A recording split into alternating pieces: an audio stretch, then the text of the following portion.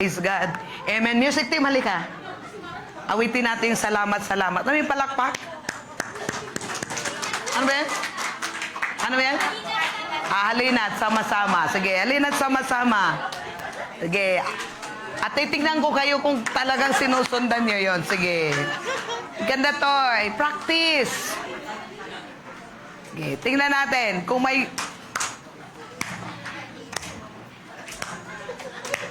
Tapos yung camera natin, ha, i-flash yung ano. Yung hindi pumapalakpak, i-flash.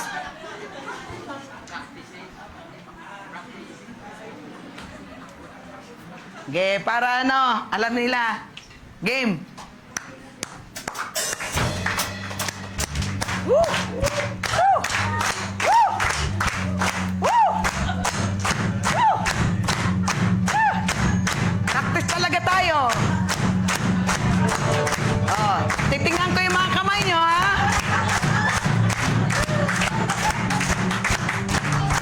Oh, ayan. Ayan na. Oh.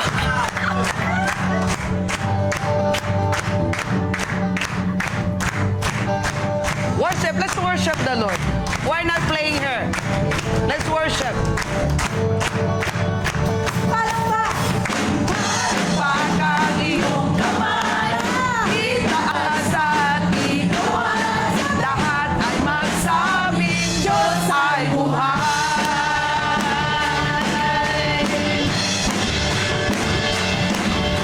Halina't sama-sama. Awitan natin siya. Halina't sama-sama. Purihin natin siya. Halina't ang iyong kamay. Itaas at ikawan. Lahat ay magsabing Diyos ay buhay. Ipalakpak ang iyong kamay. Itaas at ikawan. Lahat ay magsabing Diyos ay buhay. Halina't sama-sama. Purihin natin siya. Halina't sama-sama. Awitan natin siya. Halina't sama-sama. Purihin natin siya. Halina't sama-sama. Awitan natin siya. Ipalakpak ang iyong kamay. Itaas at ikawan. Lahat ay magsabing Diyos ay buhay. Ipalakpak ang iyong kamay. Itaas at ikawan. Lahat ay magsabing Diyos ay buhay. Hallelujah! Thank you, Lord! Hallelujah! Hallelujah! Hallelujah! Hallelujah! Thank you, Lord! Ha, ha, ha. Panginoon, salamat na Ikaw ay buhay sa mga buhay namin. Thank you, Lord. Thank you for this time to receive your word. And Father, I pray, speak to us, Lord. Dalangin ko, Panginoon, ang mga salita mo na aming pong maririnig ngayon. Magiging buhay, active sa mga buhay namin. Salamat, Panginoon. We acknowledge you, Holy Spirit, as our teacher today. Teach us well, Holy Spirit. Thank you for the utterances. Thank you for spirit of wisdom and understanding. Thank you for revelation, Lord. Thank you for more knowledge. Thank you. We open to you our heart, Father. Thank you. And let the entrance of your word, we pray, God, that the entrance of your word give more light and understanding. And it will simplify our life, Father, in Jesus' name. We are blessed. Hallelujah. And you are blessed. In Jesus' name. Amen and amen. Thank you, team. Okay. Di ba ang saya? Hallelujah. Praise God. Welcome back, April and Jay. At meron din tayong isa doon sa likod. Welcome back ulit. Praise God. Yung ano ba yun? Kay Ate Alona. Hipag ni Ate Alona. Okay. So, are you ready? Yes. May 31. May 31. God is good. Napakaraming ginagawa ni Lord sa atin. Araw-araw, tuwing buwan. No, God is so faithful. Totoo yung pangako talaga ni Lord. Yung blessing ni Lord is increasing in our life. As we continue to abide in Him. No, abide in Him and He will give us the desires of our heart. Hallelujah. So are you ready? Na, di ba? So praise God, praise God, praise God. So tuloy po tayo sa ating topic. We are redeemed from the curse of the law. Redeemed na tayo. Bayad na tayo. Pinalaya na tayo. Natubos na tayo sa sumpa. Kaya hindi na po tayo sinusumpa. Ang kaninang umaga, narinig ko po si Pastor Bill Winston, Brother Bill Winston, sinabi niya, the blessing was given to fix the curse. The blessing was given to fix the curse. So, tingnan natin dito. Dito muna ako magano. Kasi redeem na tayo. Redeem na tayo. Okay, balik tayo muna doon sa Genesis 1, verse 26. 28 na lang, 28. 28. Sige, 28. Alam naman natin na nilikha tayo ni Lord, di ba? So, punta muna tayo sa 28. Hallelujah. Praise God. Then God blessed them. Kanino? Yung man na kinilit ni Lord. Then God blessed them, and God said to them, be fruitful and multiply, fill the earth and subdue it, have dominion over the fish of the sea, over the birds of the air, and over everything that things that moves. So anong pagkatawag ni Lord? Ano yung blessing? Ano yung blessed? Then God blessed them and said. So in the blessing is fruitfulness. Multiply. Subdue the earth and take dominion. Di ba nawala to nung nagkasala si Adan, nung nag-disobey? And Jesus came to redeem us. Di ba? From one man disobedience, sin, death reigned. One man obedience, the second Adam, which is Jesus Christ, life, eternal life. Tapos sinabi niya doon sa Genesis, sa Galatians 3 verse 13, Tagalog tayo ate, maganda doon sa Tagalog. Galatians 3:13 to 14. Okay. God give us the blessing to fix the curse. Kasi 'di ba after the kanilang pagdi-disobey, curse. Ngunit hindi natin masunod ang lahat ng inuutos ng kautusan, kaya sinumpa tayo ng Diyos. Dahil hindi natin nasunod. Pero ngayon, tinubos na tayo ni Kristo sa sumpang ito. So Deuteronomy 28, wala na tayo doon sa sumpa. Tinubos na tayo ni Jesus. Sinumpa siya alang-alang sa atin dahil sinasabi ng kasulatan, isinumpa ang sinumang binitay sa puno. So hindi na tayo sinumpa. Renew your mind. We are redeemed from the curse of poverty, every curse. Sa Deuteronomy 28, we are already redeemed. Okay, next verse. Ginawa ito ng Diyos para ang pagpapalang ibinigay niya kay Abraham ay matanggap din natin ng mga hindi Hudyo. So, the blessing, God gave us the blessing to fix the curse. Okay, punta tayo sa Acts 6. Tingnan natin. Thank you, Lord. Sa mga scripture. Para magkaroon tayo ng deeper understanding, knowledge sa ginawa ni Jesus. Sa Acts 3 pala. Acts 3, verse 26. Okay, anong sinabi? Kaya sinugo ng Diyos ang kanyang piniling lingkod. Sino yun? Si Jesus. Una sa atin na mga Hudyo para tulungan niya tayong matalikuran. No. Matalikuran tayong talikuran ang kasamaan.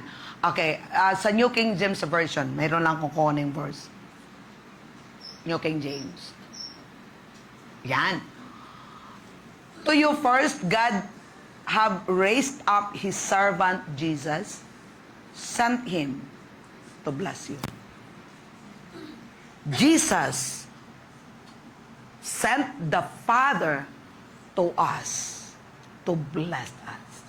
So when you receive Jesus Christ as your Lord and Savior, the curse has fixed already.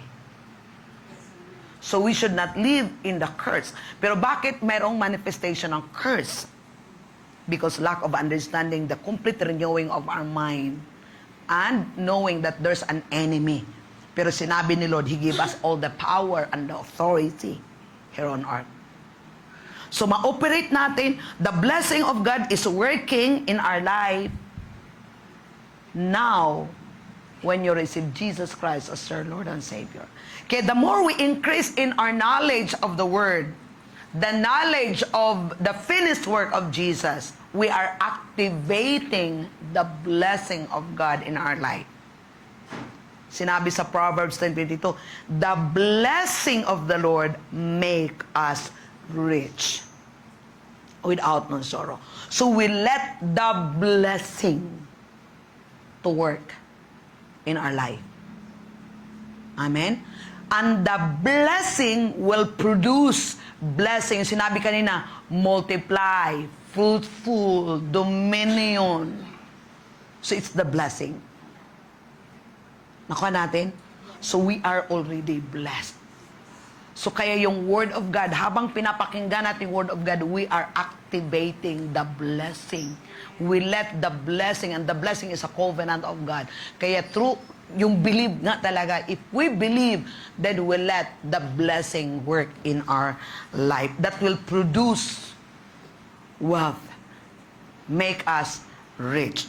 Amen? Hallelujah. So another scripture, sumasagi lang sa isip ko to kanina, Luke 10:17 to 20. Okay, tingnan natin. Luke 17.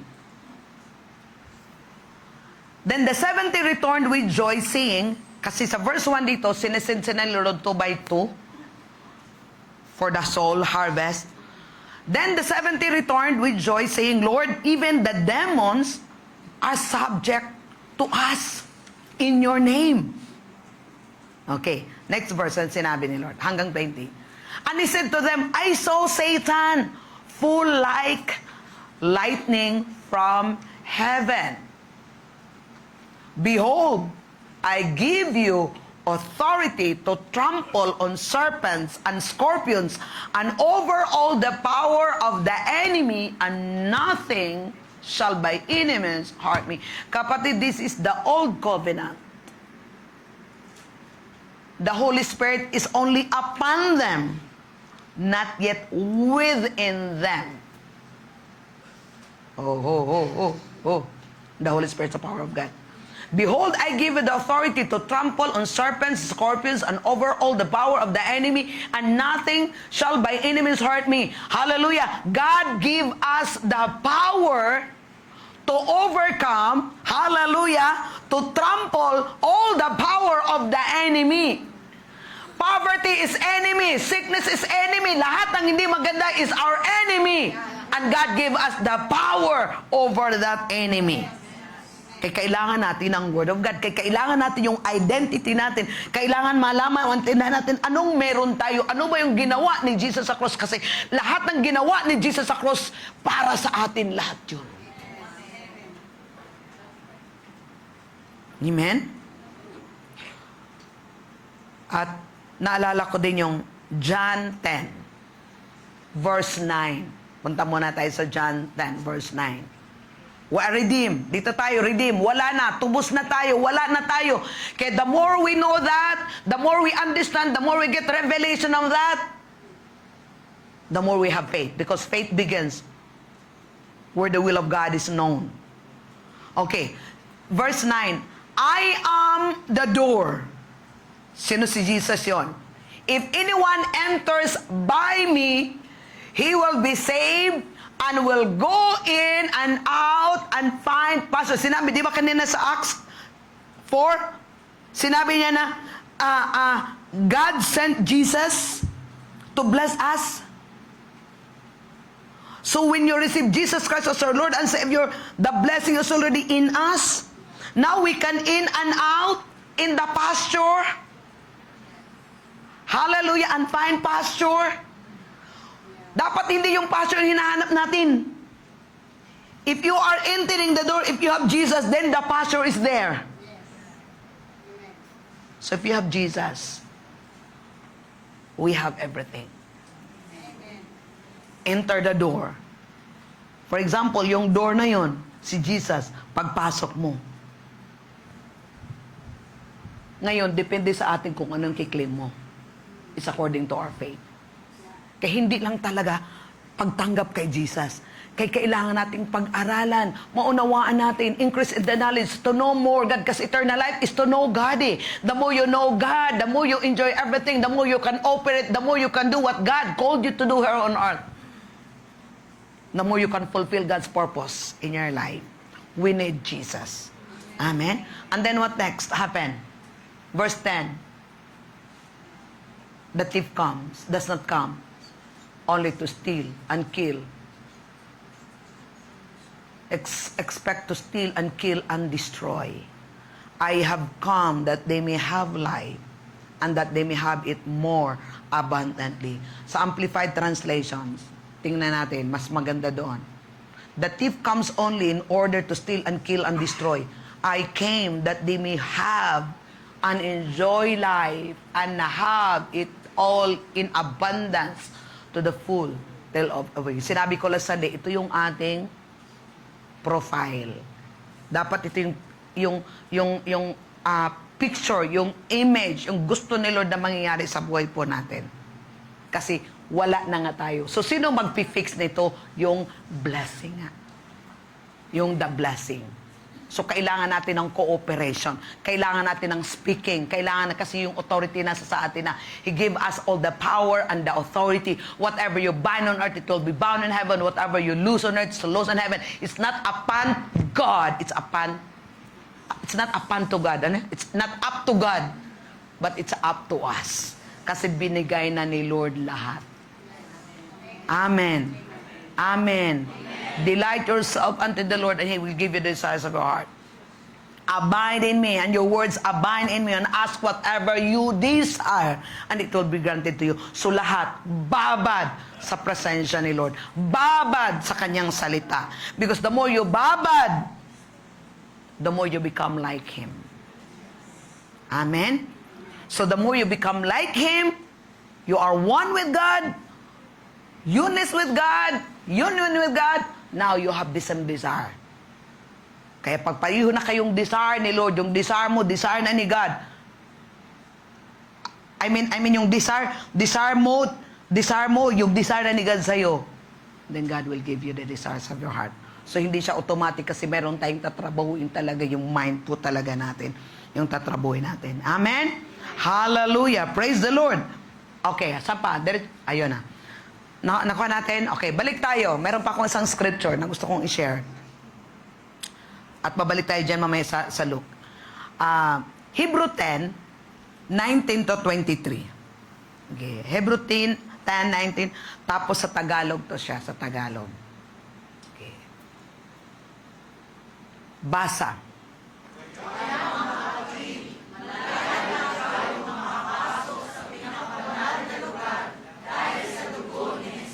Okay. Malaya na.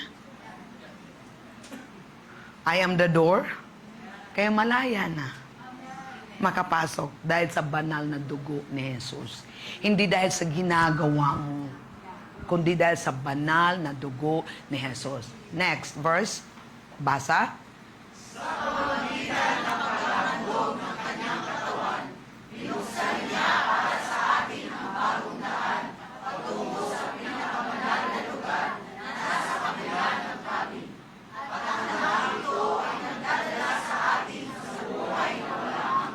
Wow.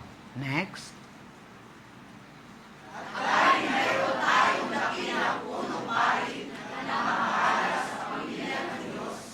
Next.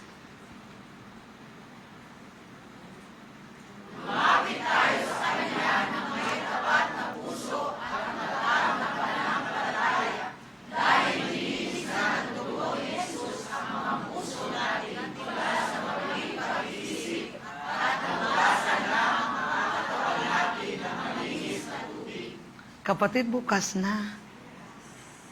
Nilinis na tayo. Tingnan mo lumapit tayo sa Kanya ng may tapat na puso at matatag na pananampalataya dahil nilinis na ng dugo ni Jesus ang mga puso natin mula sa maruming pag-iisip. Kaya ang problema talaga, isip. May naka-close eyes na naman.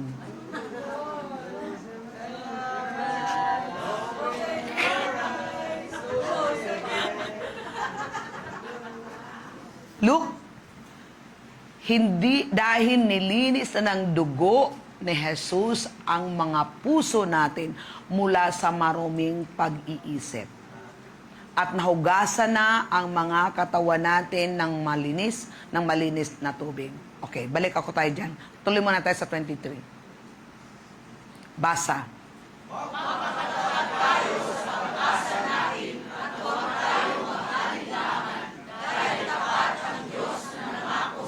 Okay, balik tayo sa 22. Hinugasan na ng dugo. We're redeemed na kasi we're talking about redemption. Kaya dapat maintindihan natin nung ginawa ni Jesus para ma-enjoy natin ano yung ni-redeem ni Lord para sa atin. Okay. Hinugasan na ang ating puso ng banal na dugo mula sa masamang, maruming pag-iisip. Anong sinabi sa scripture sa Romans 12:1, 2? Renew your mind. Kaya ang issue, wala kay Lord ang issue sa atin. Clear? Ngayon, nilinis na yung puso mo. Dapat ang iingatan natin yung isip mo. Kasi, pag hindi natin iingatan yung isip natin, kung anong nilalagay-lagay natin sa isip natin, it will affect your heart. Magkukontaminate na naman yung puso mo. Kaya, ang issue ng buhay po natin ay nasa puso. Sige, punta tayo sa Proverbs 3, verse 4, verse 20. Sige, tingnan natin. Okay, Proverbs 4, verse 20. Tagalog. Kuha natin. Kasi hindi nga talaga, hanapin talaga natin yung truth. Kasi pag maintindihan natin yung truth, yun, malaya talaga tayo. So walang ibang kailangang iingatan kundi yung isip. Kasi nilinis na nga yung puso natin. Ngayon, kung nilinis na yung puso natin, meron tayong, praise the Lord, meron tayong purifier. Ang sabi sa akin, lalagyan siya ng tubig, pagkatapos dudumi, kasi sisip-sipin niya ang dumi. Tapos lilinisan siya. Ang tubig, ganito, ganyan. Kapatid, nilinis na. Ngayon, anong kailangan natin? Huwag nga natin talagang ibabad kung saan-saan yung isip natin kasi madudumihan siya uli.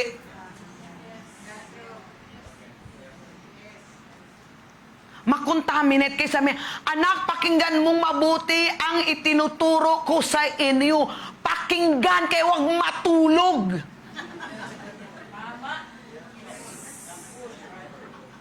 Mabuti ang itinuturo ko sa iyo. Next. Huwag mo itong kalilimutan, kundi ingatan sa puso.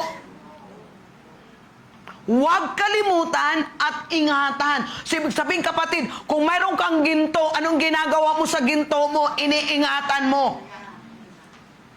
So, mas mahalaga pa sa ginto ang salita ng Diyos, ang mga tinuturo sa atin. Next verse. sapagkat magbibigay ito ng malusog na katawan at mahabang buhay sa sinumang makakasumpong nito. Huwag kalimutan, iingatan ang salita ng Diyos sa puso. Next verse. Higit sa lahat, ingatan mo ang... Sige nga, kayo na nga magbasa diyang part na yan. Higit sa lahat, ingatan mo ang iyong isipan, sapagkat kung ano ang iyong iniisip, yun din ang magiging buhay mo. Dapat anong bati natin araw-araw? Ingat anak, ingat pa. Dapat ganun, ingatan mo yung isip mo. Scriptural. Di ba? Ingat. Ingat lagi. Dapat sabihin, ingat lagi isip mo, ha?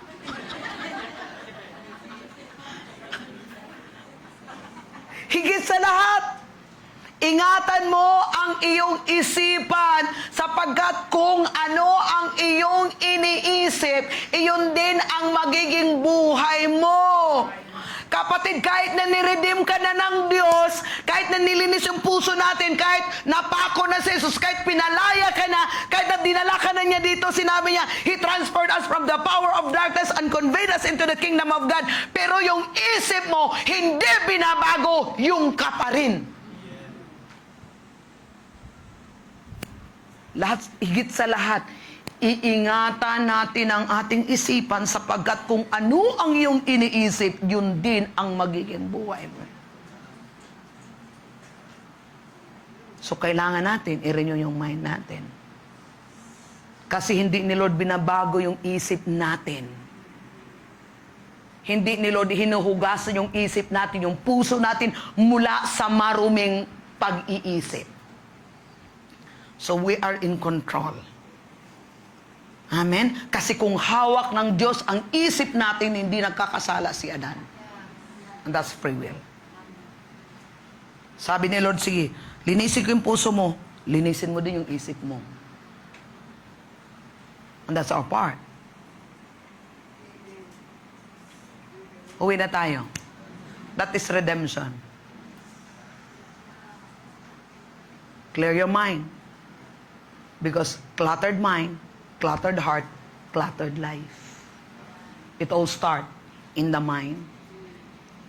What you see, what you believe in yourself. What you believe in your future. Amen? Hallelujah. Kayo yung ginagawa ni Lord, ni Satan. Satan comes. Balik tayo sa John 10:10. Satan comes to steal and kill. Ano yun? Ninawakaw niya yung word. Bakit iingatan mo yung mga bagay kung alam mo mayroong magnanakaw sa bahay niyo? Hindi ka magiging burara. Iniingatan mo lahat ng bagay. Mga mamahalagang bagay dahil amor mo magnanakaw. So ganon, truth, mayroong magnanakaw si Satan. Mayroong destroyer si Satan. So nung kailangan natin, ingatan natin yung isip natin. Because our mind is the arena of Satan. Amen? Hallelujah. So punta tayo sa Mark 4. Simple lang. Higit sa lahat, ingatan mo ang... Hindi pala perang iingatan. Hindi pala kalusugan ang iingatan. Kundi ang isipan. Kasi kung anong iniisip ko, yun ang magiging buhay ko. So, nung gagawin ko, mag-iisip ako lagi akong maganda. Isip ako healthy ako. Isip ako marami kong pera. Isip ako maganda. Isip ko lagi akong happy. Hindi ako mag-iisip ng problema. Pag may problema, ang isipin ko, consider it pure joy. Pag mayroong problema, it's an opportunity to rejoice. Hindi yun, ano yung problema? Ayun yun. Pag sumasagi yung problema, hinahanap mo, anong problema? Ayun na, focus ka sa problema. Dapat pag mayroong problema, dumating si problema, ano sinasabi nyo? Rejoice, consider it for joy. Hallelujah! Yun yung pag-iingat ng isip. Kaya nung mangyayari sa problema, wala. Kasi nag-rejoice ka. When you rejoice, you release power. Ang mangyayari, alam mo yun, pag mag-rejoice kayo, pag mag-rejoice tayo over the problem, that redemption, the blood of Jesus, then yung power ng redemption. We are already redeemed. You release the power of redemption. You release the power of the resurrection over the situation. Amen. Okay. So, bukas sa makalawa, hindi mo na iniisip yung problema. Kaya namang problema ka, kasi lagi mong iniisip problema, binababad mo yung isip mo doon sa problema. Kaya problemado ka nga kaya talaga. Kasi nga, kung iniisip mo, yun na nga ang maging buhay mo. Di ba? Pangit! Gusto nyo maging masaya? Yes. Gusto nyo maging happy? Yes. Di baguhin natin isip natin. May pera o wala, happy. Because you trust the Lord. Dahil yun ang sinasabi ng Scripture. Amen. Hallelujah. Okay, Mark 14. Mark 4, 14 to 15. Tagalog. Sige, Tagalog. Inunahan tayo ng Tagalog eh. Basa. Ang hinahasik ng mga hasik ay ang salita ng Diyos. Ang kaminanahan kung saan nahulog ang ilang binghi ay ang mga taong nakinig sa salita ng Diyos. Ngunit dumating agad si Satanas at pinataw ang salita ng Diyos na narinig nila. Ayun. Nakinig ng salita ng Diyos. Kagaya ngayon, naghasik ako ng salita ng Diyos. Andito pa nga sa loob, gano'n na. Andito pa sa loob, lumilipad yung isip. Kung saan na pumupunta yung isip. O, diba? Dumating ka agad. Ngunit dumating agad si Satanas, hindi siya nag-antay. Kay kapatid, andyan si Satanas sa tainga mo. Andiyan si Satanas sa isip mo. Okay, next verse. Ano sinabi? Next verse.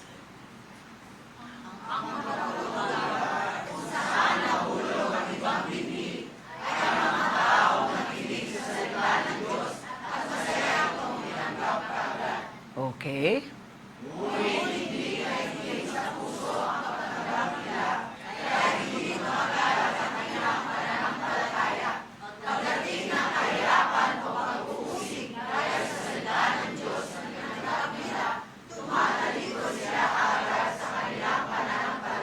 So, hindi talaga si Lord nagbibigay ng kahirapan.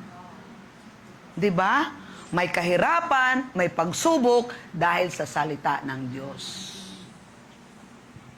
Nanakawin ang salita ng Diyos. Ichochok yung salita ng Diyos. At ano nangyari? Tumalikod sila kaagad sa kanilang pananampalataya. Bakit? Ang salita ng Diyos. Kaya kapatid, ingatan talaga natin yung salita ng Diyos sa isip at puso natin. Kasi kung malinis ang isip natin, malinis yung puso natin. Kasi pinaprocess kayo yung power ng meditation of the Word of God hanggang magpipenetrate yun deep down in our heart. And then yun yung believing. And then pag-release mo yun, there's power na. Amen? So dito yung process sa mind po natin. Dito yung trouble sa mind po natin. If we believe that, dito yun pag nanakaw ni Lord, ni Satan. Okay, next verse. Basa. Ang lupang may natitinig na damo, kung saan nahulog ang ibang pamilya, ay ang makataw na kinig sa salita ng Diyos. Okay. Ngunit dahil sa mga alalahanin dito sa mundo, pag-aangad na yumaman at pagkakabos sa marami pang mga bagay, nakakalimutan nila ang salita ng Diyos, kaya hindi namunga ang salita sa kanilang buhay. So ano talaga ang issue? Salita ng Diyos. Satan is after the word of God because Satan knows what will happen to you. Ayaw niya magpa-prosper tayo. Okay, next verse. Basa.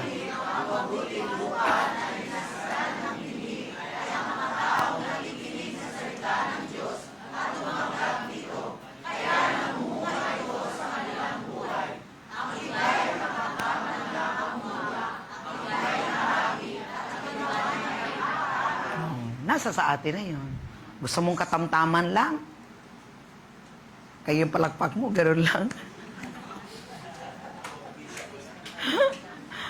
O gusto yung mas marami, gano'n ka na. O gusto mo yung pinakamarami, gano'n ka. Gusto mo ng marami. So, nasa sa atin yan. So, ang problema ay ang ninanakaw yung Word of God. Kaya, paano natin binavalue yung Word of God? Sinusunod ba talaga natin yung Word of God? Amen? So, anong kailangan natin? We should be beware of the thief. The devil is the thief and he is trying to steal the Word. He's trying to steal the Word. Gets? Ngayon, kailangan natin yung isip natin na ingatan natin. And guard your heart, for in it all the springs of life.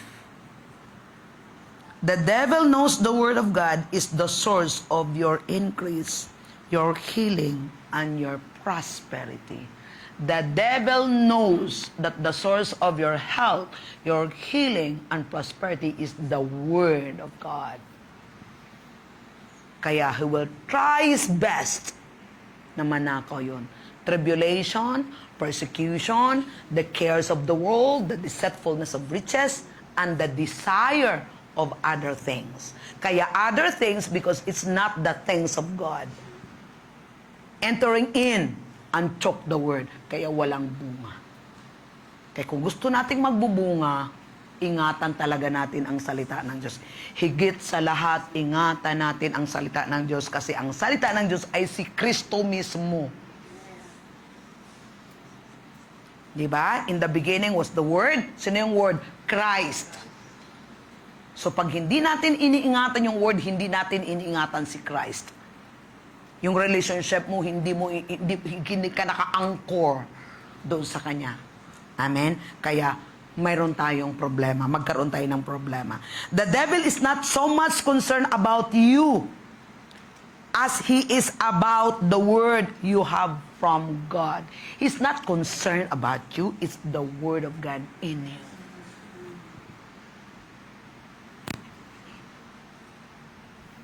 If you really want to prosper, God's prosperity, treasure the Word. Kasi yung Word of God, yun yung transportation natin into the plan of God. Hindi ka talaga. The Word of God is a transportation into the plan of God. The Word of God is our prosperity. The Word of God is medicine. Everything we need is in the Word. Kaya Satan is trying to do his best na maalis ka sa Word. Manakaw niya yung Word sa buhay mo. Amen? So God is not your problem. God is not our problem. Marinin yung mind natin nito. Kaya pag mayroong mga trouble sa buhay po natin, mayroong hindi maganda nangyari sa buhay po natin, Satan, I command you to stop it. So yung protection natin, yung Word of God, ingatan kagad natin yung Word of God sa atin. Kay Romans 8:31, tingnan natin.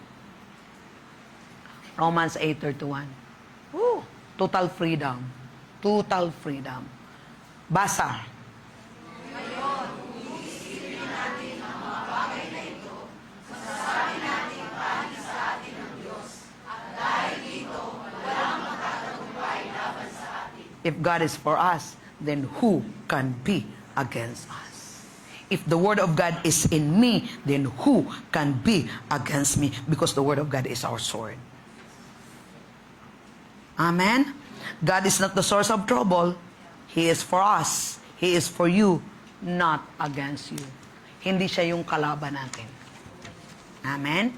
Hindi ang Diyos ang kalaban natin. God is for us. If God is in me, then who can be against me? If the Word of God is in me, then who can be against? God created the world by the Word. Diba? Sinabi niya, the world is formless and when you speak. So you speak to the mountain. You speak to your trouble. You speak to every challenge. Hindi siya automatically done. Kaya, fight the good fight of faith. Trouble comes from the devil, from your own flesh, and unrenewed mind. So, nanggagaling yung trouble Saan daw nanggagaling? The devil, your flesh, and renewed mind. Kaya hindi lagi lahat kay devil. Si Satanas talaga. Tapos hindi mo chinecheck yung sarili mo. Yung unrenewed mind natin, yung flesh natin, meron tayong flesh. So, paano natin ma-identify yung flesh? Pa-identify yung flesh, lagi kang namamadali, na. Pero yung spirit, kalma lang ang spirit. Hindi nagmamadali yung spirit. Hindi laging naglo-lock sa heart. Laging merong peace. Amen. Hindi ka trying. Just keep on pressing on. Just keep on pressing on. And then the Lord will add. The Lord will add. Kanina habang nag-worship tayo, yung kabuti-buti ni Lord. 2026. Come up higher. January, may trouble. May challenge. Pero praise the Lord sa mga challenge. March, February, umpisa na yung pagdadatingan ng ating mga gamit. Inunahan nila ni Jester. March,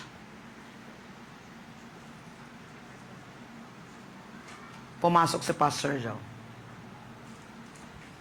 Dumating si Aircon. Dumating si Lapel. April. Hindi pa pala. Si Camera. Si April na pala to eh. Dumating si April. May. Dumating si Interface. At may darating na. Because of the Word. We stay in the Word. We're not chasing those things. We're just following the plan of God. We're just listening to Him and doing it. And then, the material things follow. Hindi natin yung ipupursu yung mga material. Kasi lahat yun ay nanggagaling sa spiritual. As we seek the kingdom first, and all these things will be added unto us. Amen? So, yung unrenewed mind natin. So, nung kailangan natin gagawin? Resist the devil with the word.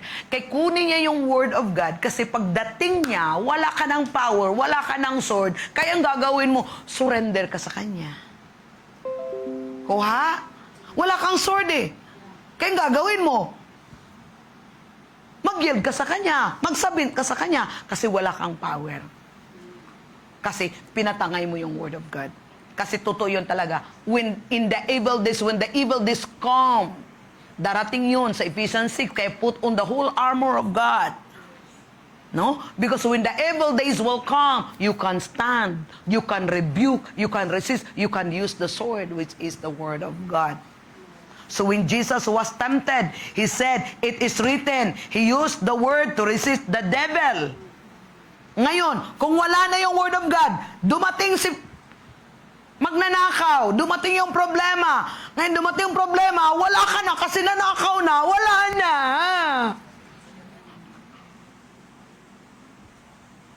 Doon mo, kapatid, kailan mo malaman na nanakawan ka na? Hindi naman sinamag na ko sabi, oy, ingat ka kasi magnakaw kasi ngayon ha. Kahit isang word lang kukunin ko sa'yo ha. Hindi.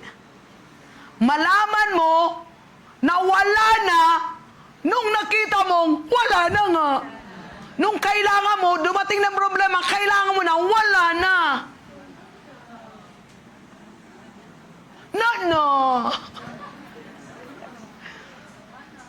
So, kailangan natin maging vigilant tayo lagi. Okay, tingnan natin sa Matthew 4. Word. Ang word natin ngayon January, ngayon John is, believe in me. I released that to you. Yun ang binigay ni Lord sa akin. Believe in me. Yun yung work na kailangan natin. Sinabi ni Lord, ano yung work namin? Believe. Matthew 4 verse 4. Tagalog. Basa. Pero sumagot si Jesus, sinasabi sa kasulatan, hindi lang sa pagkain ang buhay ang tao, kundi sa bawat salita ng Diyos Pero anong sinasabi ng mga tao? Makakain ba natin yung pag-church nyo doon? May pagkain ba doon? May pera ba doon? Kaya inuuna yung paghahanap ng pera. Kasi walang pera. Pero sinabi ni Lord, hindi nabubuhay. Hindi, sinasabi ng kasulatan, hindi lang sa pagkain nabubuhay ang tao, kundi sa bawat salita. Kapatid, kahit may pagkain ka, kung wala kang salita ng Diyos, hindi ka rin mabubuhay. Clear? The scripture? Kasi sinabi niya, hindi lang sa pagkain nabubuhay ang tao, kundi sa bawat salita ng... Kahit na marami kang pagkain, kung wala kang salita ng Diyos, hindi ka rin mabubuhay. Hello? Kaya, ito yon, kailangan mo ng pagkain, kailangan mo din ng salita ng Diyos. Kaya unahin mo sa salita ng Diyos, kasi sa salita ng Diyos ay magtuturo sa iyo kung paano niya ipoprovide yung pagkain natin. There's wisdom. Verse 7. Talon tayo sa verse 7. Basa.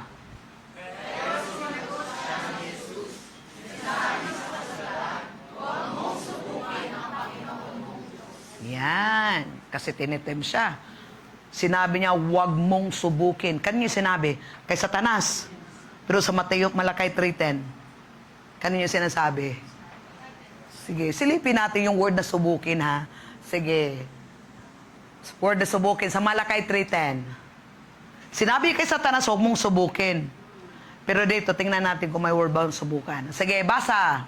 Pero ngayon, hinahamon ko kayo, subukan ninyo ako. Ang Panginoon mga pangyarihan, dahil ninyo nabubuo ninyong mga ito sa tuloy-lang na templo, upang may pagkain sa aking templo. Kapag ginawa ninyo ito, dadalhan ko kayo ng ulan at ibuhos ko ang sobra-sobrang pagpapala. Sinabi ni Jesus kay Satanas, huwag mo kong subukan. Sinabi niya sa inyo, subukan mo ako. Kundi ko buksan ang durongawan ng Panginoong makapangyarihan, dalhin ninyo, subukan mo siyang dalhin ninyo ang lahat ng inyong buong ikapu sa bodega ng templo upang kaya hindi ka naman Satanas, kaya huwag mo din subukan si Lord ng pag-disobey. Nakutan niyo yung word, huwag mong subukan. Sinabi kay Satanas.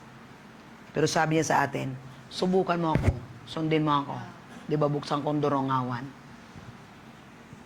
ng langit. Amen? Sige, balik tayo sa Matthew 4, verse 8 hanggang 10. Okay, basa.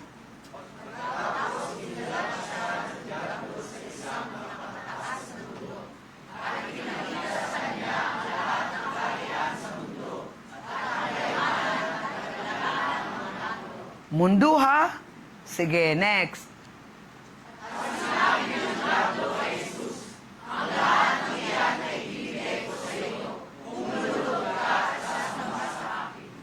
Sabi ni Jesus.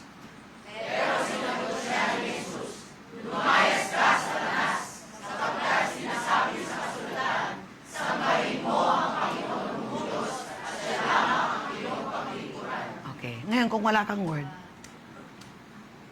submit ka talaga sa Kanya. Kasi wala kang word. Kasi pinanakaw mo yung word. So, anong pumapasok agad? Ayun yun, nag-worry ka na, namumroblema ka na, anxiety ka na, wala na, nakasimangot ka na, hindi ka kasi wala na nga yung word. Balisa ka na. Kasi wala na yung word. Yun yung po yung proof, yung evidence na nawala na yung word.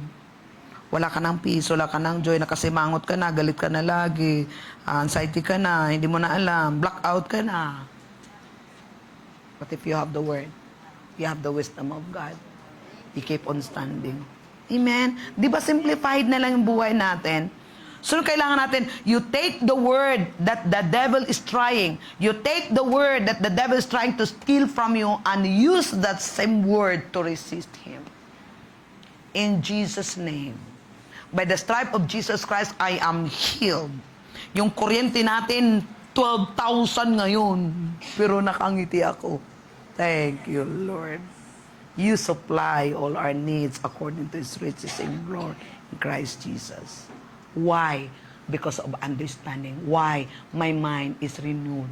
Yun yung kagandahan pag renewed yung mind mo, wala ng struggle, wala ng trying, wala ng force, rest.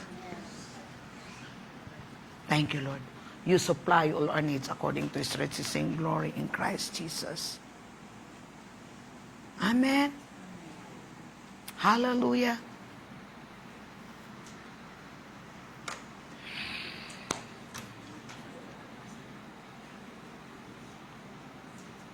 Malaya na tayo.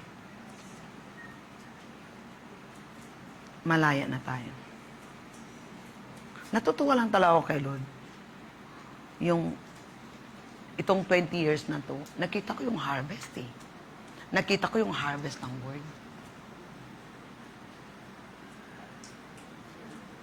Nung pumunta kami, bumili kami ng lapel sa JB.